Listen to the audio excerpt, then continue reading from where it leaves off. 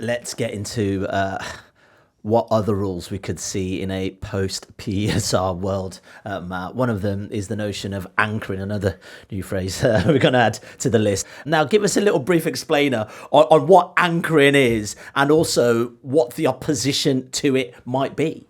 So an attempt to sort of tweak and tinker around the edge. So you create a situation where the big clubs can be big, and we're going to do squad cost, okay? But then what is a possible consequence of squad cost? Well, it's a really obvious one, right? If you're tying how much you can spend on your first team to revenue, it massively helps the big clubs. They're already big. They've all got big stadiums. They play in Europe, so they have access to UEFA money. That's extra home games. That's more international sponsors. They have all these advantages. It just makes them big. So what do we do about that?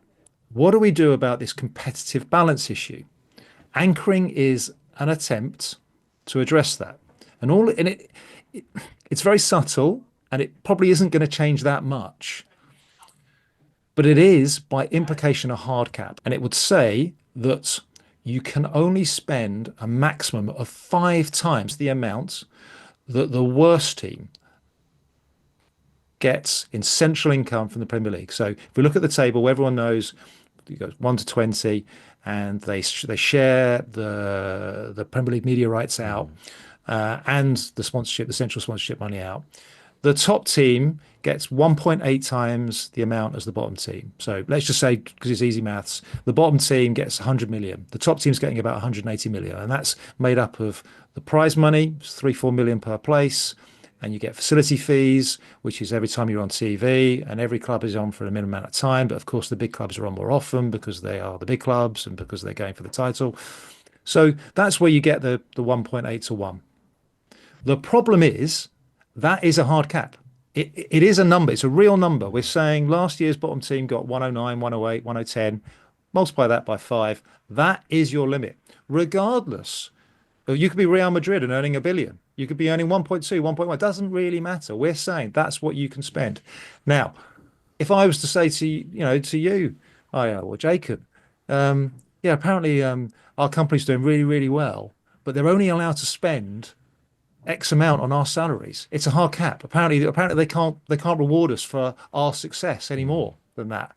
Our trade representative bodies would be up in arms. I'd be up in arms. Hold on a minute. Why is the Athletic prevented from rewarding me for my hard work because of a failing company over there?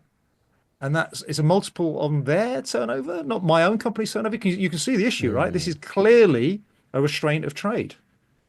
What the PFA is saying is the Premier League isn't really being straight with all of us. It knows the only way it's going to get squad cost through with those mid-tier, middle-class clubs is if anchoring comes in as well, because anchoring is the break. Anchoring is the competitive measure, the competitive balance measure. So if you're West Ham or Everton or Brighton or Brentford, you want both. Otherwise, your Man Cities, your Chelseas, your Liverpools and Man Uniteds eventually are unrestrained.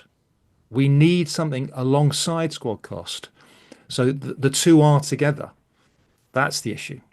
If you want to watch more episodes of the show, please subscribe to the channel. We'll be joined by the likes of David Ornstein, Matt Slater, Adam Crafton, Carl Anker, and plenty more through the season. If you'd like to listen to the episodes in full in audio form, search The Athletic FC wherever you get your podcasts from.